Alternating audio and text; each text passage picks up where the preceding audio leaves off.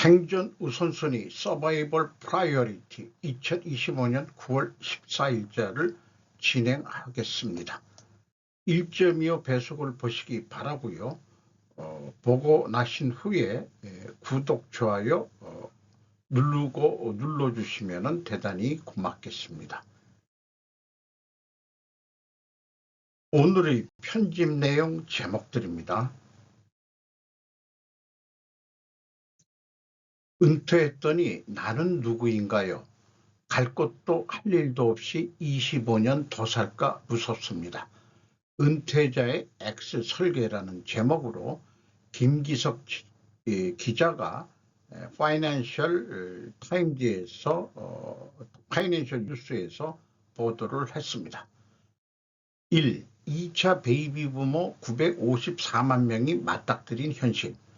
은퇴는 퇴장이라는 낡은 공식이 무너지고 있다. 평균 수명 83세 시대, X세대가 본격적인 은퇴를 맞이하면서 기존의 은퇴 개념 자체가 재정이 되고 있다. 이들 5, 60대는 더 이상 사회의 뒷자리로 물러나는 세대가 아니다. 하지만 이 새로운 인생 이막의 시작은 결코 순탄치가 않다. 30년간 직장에서 쌓아온 전문성과 가정에서 다져온 정체성이 은퇴와 함께 한순간에 흔들린다. 첫 번째로 정체성 공허, 30년 직장이던 내가 사라졌다. 특히 직장 인맥에만 의존했다가 은퇴 후 사회적 관계망이 급격히 줄어드는 경우가 많다. 두 번째, 경제적 딜레마, 83세까지 살 돈이 부족하다. 국민연금공단의 조사에 따르면 2024년 부부기준 생활비 적정선은 월 297만 원. 얼마를 얼마나 오래 쓸 수 있느냐를 뜻하는 경제 수명. 이 경제 수명에 힘들다 이런 얘기를 하는 것 같습니다. 세 번째로 관계의 재구성. 30년 만에 맞이앉은 부부, 어색한 자녀들. 남성은 회사에서 소외된 후 집안에서도 소외된다. 자녀와의 관계도 예전 세대와는 다르다. 네 번째, 새로운 도전, 60대에 시작하는 제2의 인생. 여전히 무언가를 해보고 싶은 욕망, 그리고 다시 시작, 퇴장 아닌 재등장. 지금의 신노년은 과거처럼 퇴장하는 세대가 아니라 다시 무대 위로 올라온 세대다, 이렇게 소개를 하고 있네요. 저같이 2차가 아니고 1차 베이비 부모에 속하는 저는 생존 우선 콘텐츠라는 것으로 지금 생존하고 있습니다. 이런 뉴스를 보니까 제가 평소 생각하는 늑대와 개에 대해서 좀 풀어볼까 합니다. 플레부에 따르면 진정한 인간다운 삶은 늑대처럼 위험을 감수하고 자유롭게 살아가는 것이라고 봅니다. 개처럼 안전한 시스템 속에 안주하면서 위험은 남에게 떠넘기고 보상을 받는 방식은 비겁하다고 여깁니다. 핵심 메시지 요약, 스킨 인 더 게임, 리스크를 직접 짊어지는 사람이야말로 신뢰할 수 있다. 늑대는 자유를 위해 배고픔을 감수한다. 플레부가 이상적으로 여기는 인간상입니다. 개는 보호받는 대신 통제당하죠. 시스템에 순응하는 기득권자나 관료주의의 상징을 스킨인더게임에서 얘기하고 있습니다. 제가 이 책을 가지고 있는데 우리나라에서도 번역이 됐습니다. 그 사파가 있는데 우리나라 옛날 동화의 서울지와 시골지 같은 기분도 들긴 합니다만은 어쨌든 이 도시에 사는 개가 이렇게 배도 나오고 뚱뚱하고 살찌고 이런 모습인데 과거에 저 같습니다. 저도 체중이 86kg까지 나간 적이 있는데 지금 봐서는 거의 20kg를 제가 뺀 현재 상태예요. 그런데 왼쪽에 있는 게 현재 전데 뭐 늑대이긴 합니다만은 아주 그 말라깽이가 된 늑대죠. 그리고 지팡이를 짚었는데 고급 지팡이도 못 짚고 왼쪽 다리가 좀 다친 것 같은 꼭 저하고 지팡이 짚고 왼쪽 다리가 다친 것 같은 이런 모습이 꼭 저를 보는 것 같습니다. 어쨌든 저도 30년 동안 충경 같은 인생을 살았다. 그러나 은퇴라는 이름으로 나왔죠, 조직을. 다들 제2의 인생을 힘들어 합니다. 저도 어떻게 20년이 지났는지 모르겠어요. 생존을 위한 방법은 늑대의 본성을 깨우는 일이다. 쉽지만은 않은 일이다. 1차 베이비붐 세대로서 제2의 인생을 늑대와 같은 생존을 하라고 말하고자 한다. 얻은 건 자유였습니다. 배고프기는 하지만은 현재로서는 완전한 늑대는 되지 못하고 개늑대라고 불리더라도 목표는 늑대이어야 할 것 같습니다. 분명 처음부터 이 인생에 늑대 인생을 살아온 사람들이 눈에 띄기도 하고 생존하고 있는 것을 저는 봅니다. 그들의 사고방식은 저희 개 출신하고는 상당히 틀린 것으로 알고 있습니다. 자, 이제 얻은 거는 자유입니다. 자유로운 늑대의 삶을 살아가야 될 것 같습니다. 너무 뉴스는 참 처절하게 표현했습니다만은 그래도 저희는 살아야죠. 죽을 때까지 열심히 살면 되는 겁니다. 늑대처럼. 그렇게 제 소회를 말씀드리고 싶네요. 변호사 사회 미국 대 엔지니어 국가 중국 누가 이길까 딥다이브 한내란 기자가 동아일보에서 9월 13일 날 보도했습니다. 브레이크 넥이라는 책을 미래를 설계하려는 중국의 도전이라는 부제목으로 저자는 중국계 캐나다인 단왕 스탠퍼드대 후보 역사연구소 연구원이 됩니다. 변호사 사회 미국과 엔지니어링 국가 중국의 극적인 대비, 요약 1 변호사 사회 대 엔지니어 국가. 중국 공산당 최고위층은 공학 전공자들로 채워 미국은 변호사에 의한 변호사를 위한 정부.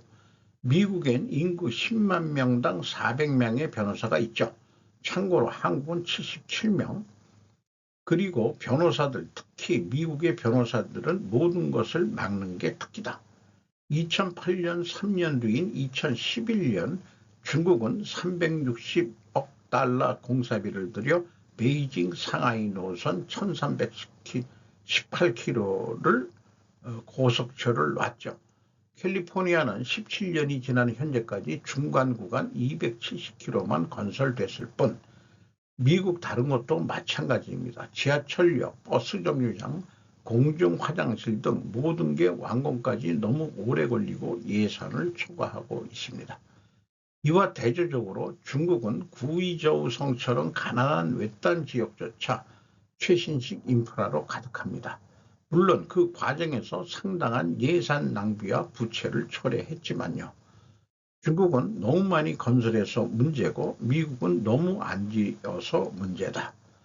중국 공산당 선전기관은 2023년 미래에 중국 경제가 어떻게 발전하든 중국은 항상 개발도상국일 것, 디벨로핑 컨트리일 것이라고 표현을 했답니다. 현재 국민소득이 뭐 10억 명이라고 치더라도 $10,000 정도 순으로 개도국 수준을 가지고 있죠. 현실적으로. 요약투 과학자와 제조기술자의 차이. 미국인들은 나사나 대학연구실 과학자들에게 혁신을 기대합니다. 세계 최초의 태양전지, 세계 최초의 개인용 컴퓨터 같은 게 혁신이라고 보죠. 하지만 중국에선 기술 혁신이 공장 현장에서 시작됩니다. 미국 제조업체의 해외 이전은 제조기술과 지식의 영구적인 손실을 의미합니다.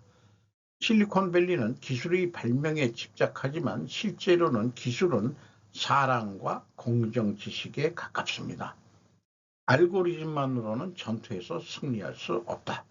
미시간 같은 주의 중국 전기차 배터리 기업이 공장을 짓도록 허용하면서 기술을 전수하게 하면 어떨까요? 이렇게 중국인 입장에서 얘기했는데 한국 현대차처럼 당하려고 라는 말을 중간에 제가 넣어보고 싶네요. 9월 초에 우리가 당했던 것처럼. 요약 3. 그래도 중국이 앞지를 수 없는 이유. 중국이 강대국으로서 미국을 의미 있게 앞지를 수는 없다. 왜냐? 엔지니어링 국가 2기에 가지는 한계와 부작용이 있다. 무려 35년간 1980년에서 2015년 이어진 세계적으로 유례없는 한 자녀 정책. 인구를 마치 미사일 궤적처럼 통제할 수 있다는 기계적 사고. 2020년에서 2022년 이어진 중국의 제로 코로나 정책도 대표적인 엔지니어적 정책의 실패 사례. 경직된 엔지니어적 사고방식. 중국의 가장 큰 약점은 중국 공산당이 국민을 불신하고 두려워한다는 겁니다. 중국 해체를 위해서 미국은 누가 정권을 잡든 리시옹으로 가는 것은 기정사실이겠죠. 그래서 위례로 지금 저는 가고 있다고 생각합니다. 소련 해체를 했었고 일본도 침몰을 시켰었고 이제 미국은 중국 해체를 향해 달려가는데 한국이 친중이면 같이 침몰시킬 것입니다. 그런 전략으로 가지 않겠냐 이런 생각인데 우리나라 뉴스들은 미국 언론에서조차까지 미국 정부가 잘못했다 이런 건데 그런 거에 대해서 뒤에 편집한 내용들은 미국 정부가 지금 모순 속에 있다라는 또 이 진단을 하는 우리나라 교수가 있네요. 1985년 뉴욕타임즈엔 아시아 전문기자 시어도 화이트가 쓴 일본으로부터의 위험, The Danger from Japan이란 장문의 기사가 실렸죠. 이제 미국은 중국을 마치 40년 전 일본처럼 다루고 있습니다. 이 책에 한국은 거의 등장하지 않습니다. 문화적 영향력이 취약한 중국과 달리 K-팝과 오징어 게임을 만들 수 있는 나라라는 언급 정도죠. 한국은 과연 어떤 나라로 규정할 수 있을까요? 한국은 제조를 결코 포기할 수 없는 산업구조라는 점에선 엔지니어적 성격이 있긴 한데요. 정치권엔 법조인 비중이 갈수록 높아지고 최근 6명의 대통령 중 4명이 법조인 출신이죠. 미국처럼 활력을 잃은 변호사 국가의 수렁에 빠지지 않기 위해서는 경계심을 가져야 하겠는데요. 결국 성장에 대한 절박감을 놓지 않는 것. 그게 우리에게도 지금 필요해 보입니다. 이 책을 쓴 단왕이라는 나름대로 좀 젊은 사람인 것 같네요. 브레이크 넥이라는 책을 발간한 것 같습니다.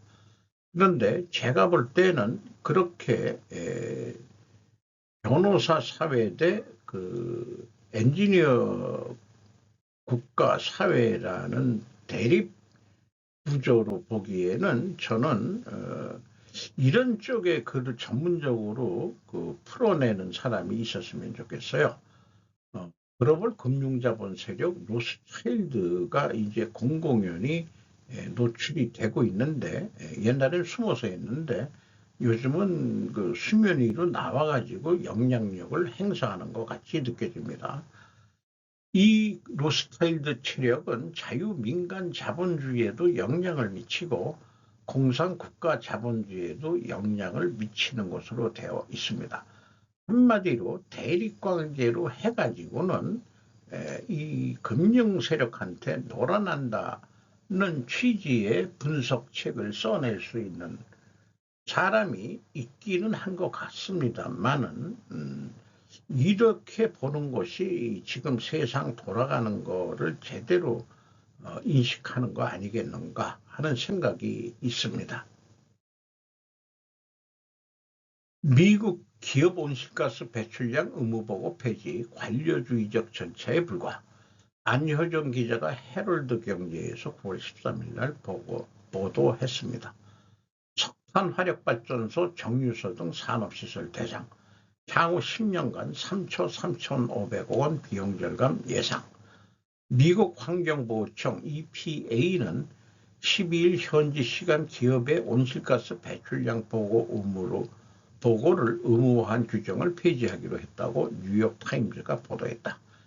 이에 따라 미국 내 수천 개에 달하는 석탄 화력 발전소와 정유소, 제철소 등 산업시설들은 더 이상 온실가스 배출량을 보고하지 않아도 될 전망이다.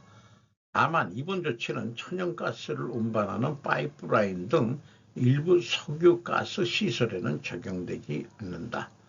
EPA는 대신 해당 시설들의 온실가스 배출 보고 의무를 2034년까지 연기하는 방안을 고려하고 있다. 도널드 트럼프 행정부는 집권 2기 들어 파리 기후 협정에서 탈퇴하고 정부 웹사이트에서 기후변화 관련 내용을 삭제하는 한편 지구온난화 연구 예산을 삭감하는 조치들을 강행해 왔다. 이 EPA 수장인 것 같은데요. 요 배출량 의무보고 폐지 제가 도장을 참 잘했어요 라고 도장을 찍어주고 싶네요. 러시아 캄차카반도 해역서 또 규모 7.4 강진 쓰나미 경보.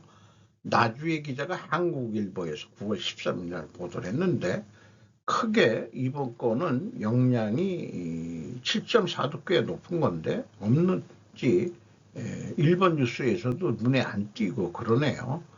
캄차카 반도 동쪽 바다에서 발생, 일부 지역 1m 파도 발생 가능성, 그리고 이번 지진의 발생 깊이는 39km다 해서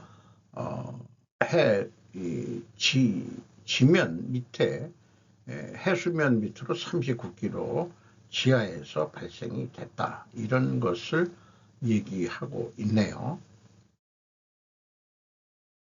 김정은 대남 외교공세 시진핑의 통일포기 이해해달라는 제목인데 제가 물음표를 붙였습니다. 9월 13일 교도통신 보도입니다. 북한 김정은 조선노동당 총비서가 한국을 적극으로 간주하고 남북 평화통일을 포기한 데 대해 국제사회의 지지를 요구하며 외교 공세를 강화하고 있는 것으로 13일 알려졌다.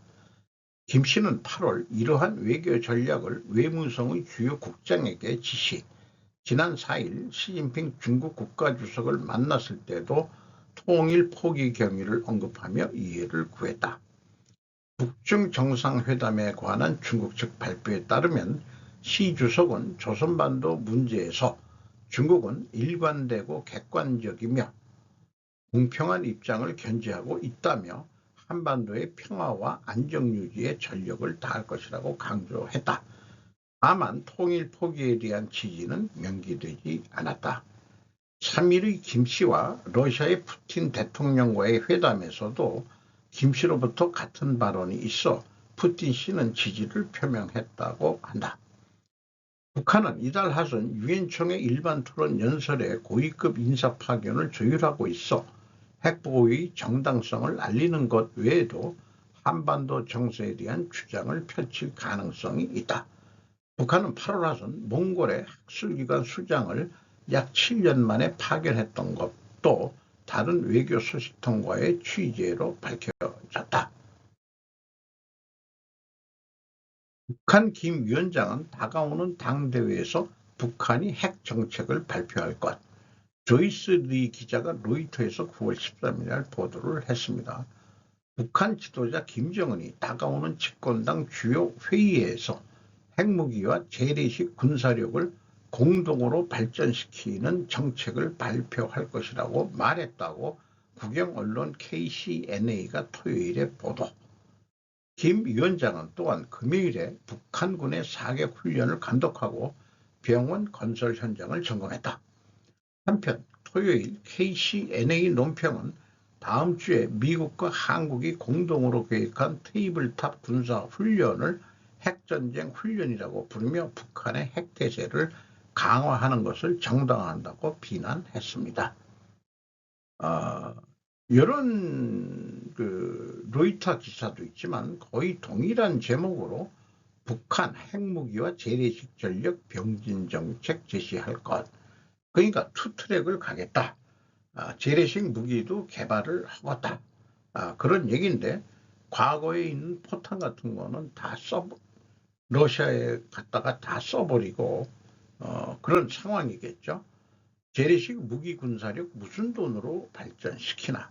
북한의 대외 핵심 돈벌이는 그럼 과연 무엇일까? 통일을 포기한다면서도 남한의 군사력에 겁을 내고 있다는 얘기인지. 재래식 무기라는 게 전차, 대포 뭐 이런 거 아니겠어요? 이런 거 노후화 많이 됐다는 얘기일 텐데 뭔 돈으로 군인 팔아가지고 들어온 돈 가지고 그 정도 무기를 다시 재생산할 수 있을지.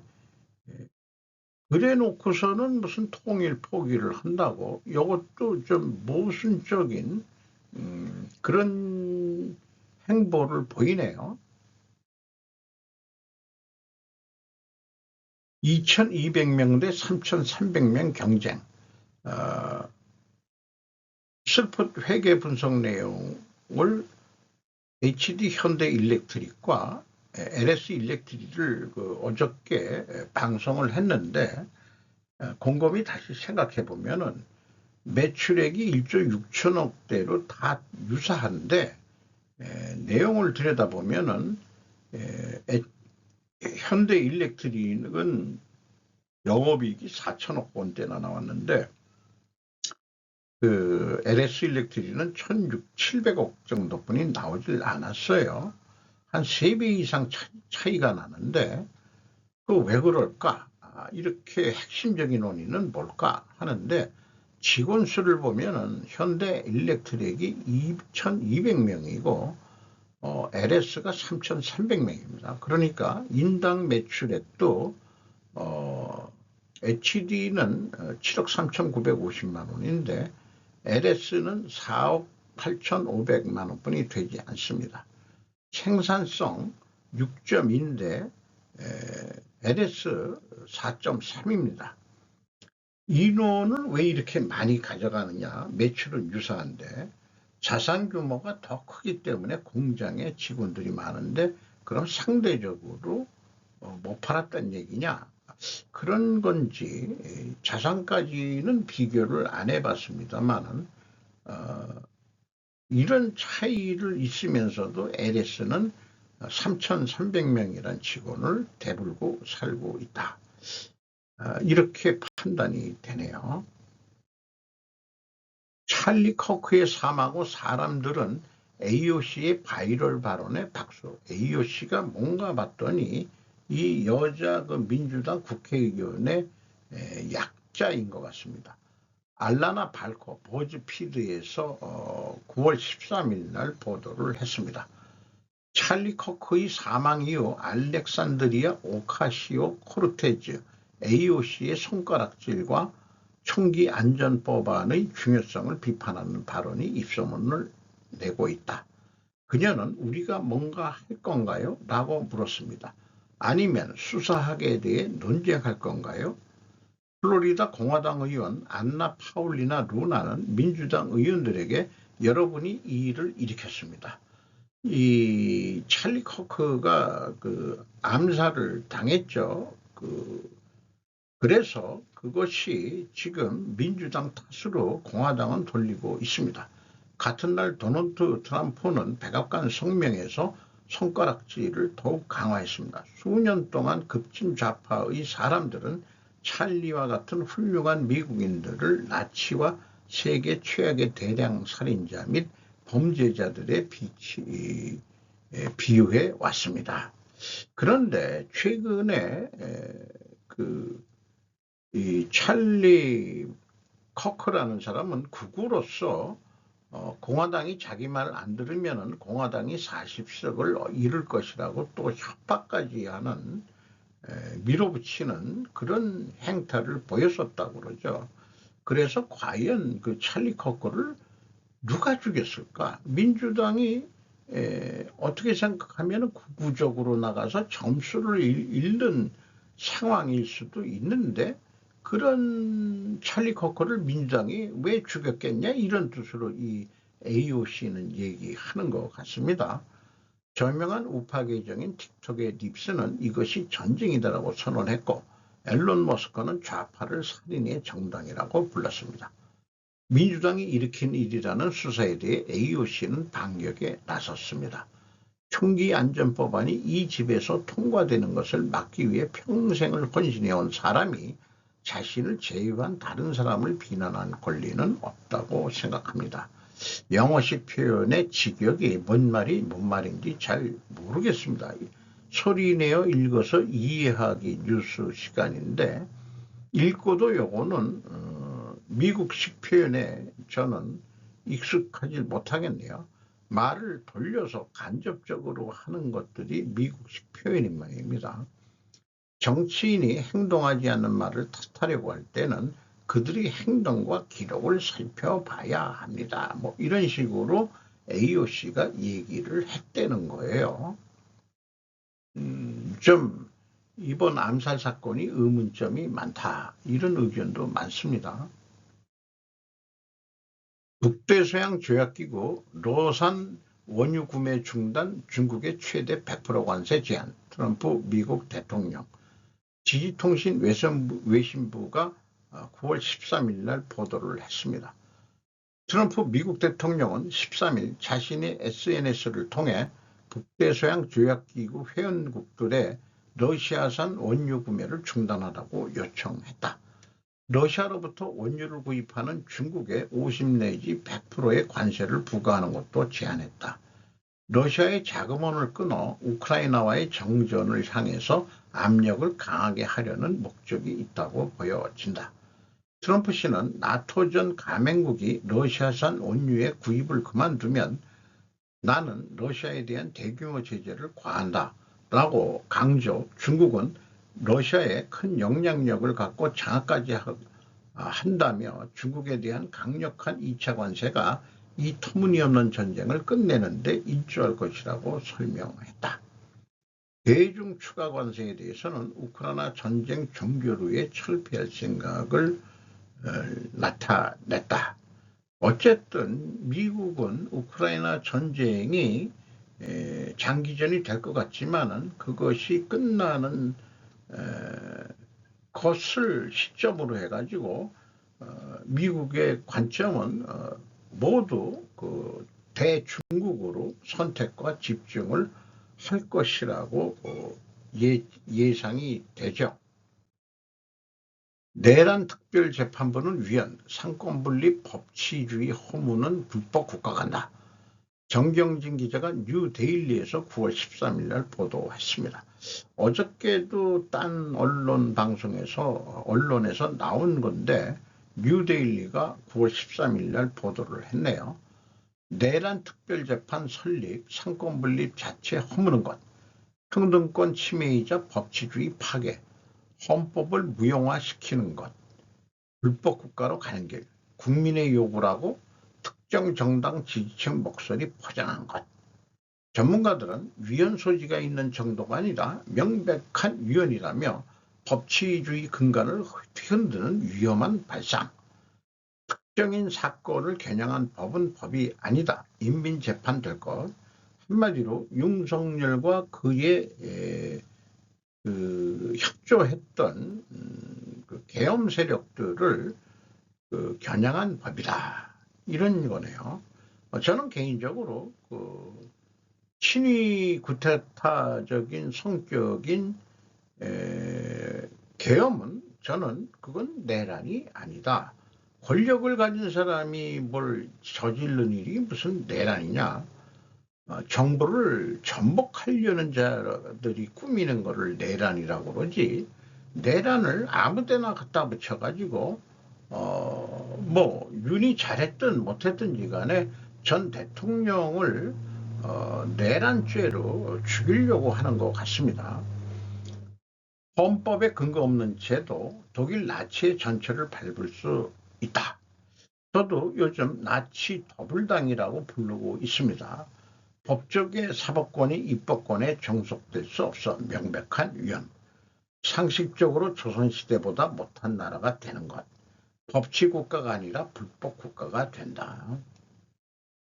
뭐 대법원 여기 뭐 9명이 앉아있는 그런 건데요. 헌법재판소 때 얘기인지 그 사진을 게재를 했습니다. 마피아 트럼프보다 더 위험한 극우 인터내셔널에 주목하라. 이재명 정부 국정기획위원회 위원으로 참여했던 안병진 경희대 교수 정글이 된 국제사회 한국이 가진 강점 잘 활용해야 이재명 정부가 들어서 국정기획위원회 위원으로 활동했다 그러면은 친더블 쪽으로 인식이 일단 됩니다. 좌파적인 그런 교수일 수도 있겠다 생각이 들어가요. 이름이 전홍기의 데일리안에서 9월 13일 날 보도했습니다. 마가 인플루언서 로라 루머나 트럼프의 오랜 책사이자 팟캐스트 워룸을 운영하는 스티브 배넌 등이 트럼프에게 지대한 영향을 미치는 극우 인사들인데 한국과 미국 극우 세력의 교류는 앞으로 위험한 징후를 보이고 있다. 힘의 숭배 및 타자에 대한 매우 배타적이고 혐오에 기초한 극우 문명론에 주목해야 한다. 한미 관계를 흔드는 한미 극우 세력. 지난 5일과 6일 일산 킨텍스에서 열린 빌드업 코리아 행사에 트럼프와 직접 소통하는 인물로 알려진 찰리 커커, 터닝포인트 USA 대표 등이 참석. 그런데 이 찰리 커커가 여기 나와 있는 대로 10일 오후 찰리 커커는 유타주 유타밸리 대학에서 열린 토론회에 참석해 청중과 문답하던 중 총격을 받아 숨졌다. 용의자 타일러 로빈슨은 행사장에서 약 180m 떨어진 건물 옥상에서 고성능 총기를 활용해 커커를 살해했으며 현재 경찰에서 수사 중이다. 트럼프는 용의자가 사형 선고받기를 바란다고 언론을 통해 밝혔다. 이게 편집자가 또 줄을 다른 내용입니다. 한국인 노동자 구금 사태에 대해 트럼프 정부의 모순된 두 개의 욕망이 충돌해서 발생한 사건이다 이렇게 진단했는데 좀 논리적으로 제가 좀 풀어봤습니다. 왜 이런 일이 발생이 됐느냐? 마가를 위하여는 반드시 리쇼어링 정책을 해야 한다. 리쇼어링 정책을 위하여는 반드시 미국의 제조업을 부흥시켜야 한다. 또 한편으로는 마가를 위하여는 극우 세력이 준동할 수도 있어야 한다. 극우 세력이 준동할 수 있으려고 한다면 반드시 이민 불법에 대해서 구속을 해야 되겠다.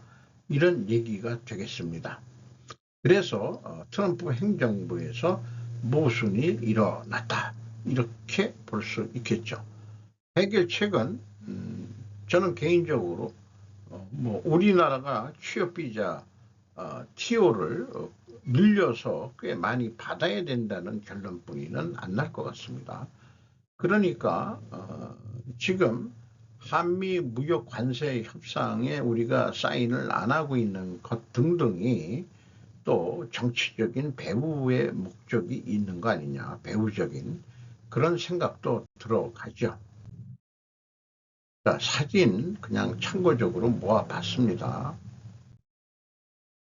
트럼프의 최대 관심은 내년 11월 중간선거 관리일 거다. 그리고 미국에서 단일 행정부 이론이 나오고 있는데 이것은 안 좋다 이런 얘기고요. JD 벤스, 스티븐 밀러, 트럼프 2기 행정부의 위험 인물이더라고 얘기를 하고 있습니다. 벤슨은 PE8 창업자이자 벤처 투자자인 피터 틸 등의 PE8 마피아 지원을 받고 있다는 것을 소개하고 있네요. 그리고 트럼프 1차 관문 통과한 이재명 앞에 놓인 과제는 이라고 해가지고 안미경중, 탈안미경중 해가지고 향후는 안미경비 하겠다고 시사했는데 어떻게 러시아와 중국을 자극하지 않을 수 있나가 중요한 과제다 이렇게 표현하고 있습니다. 김정관 러트닝 뉴욕회당 3,500억 달러 이견서 관세협상 장기화되나 워싱턴 김은정 특파원이 조선일보에서 9월 14일 오늘 새벽 6시 13분에 보도를 했습니다. 한미 대미투자펀드 성격 구조 등 놓고 이견 계속. 러트닉은 서명 압박, 대통령실 합리성 벗어난 협상은 안 돼. 상당 부분 현금 조달 원하는 미국, 정부가 받기 어려운 안. 7월과 다른 분위기다. 기대 관리 실패 지적도 있고 자동차 품목별 관세는 한일 역전 임박했다. 그래서 지금 우리가 옌 3,500억 달러는 GDP 대비 18.72%고 그 다음에 그 일본은 13.7%니까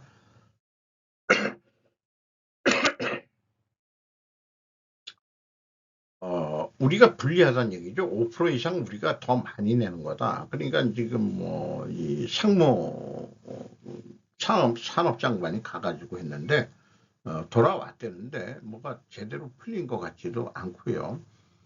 어쨌든 이 대통령실이 합리성과 공정성을 벗어난 협상은 하지 않을 것. 그런데 제 생각은 아니 구두 약속도 약속 아니냐. 그러면 그때 가기 전에 따져봐야지. 일본은 미리 했으니까 그 금액을 알 거 아닌가.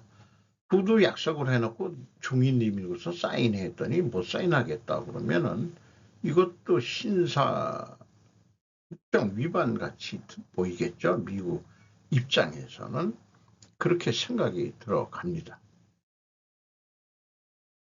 미국 정쟁부의 부활이라고 그 시사 토크 김정민 국제전략연구소 토요일날 방송된 내용을 제가 캡처를 해서 참고 자료로 올려놓습니다.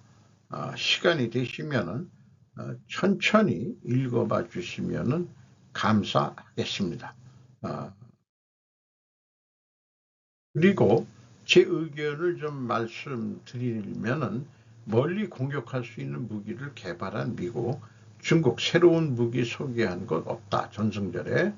그리고 최선의 방어는 공격이다라고 말씀드릴 수 있겠습니다.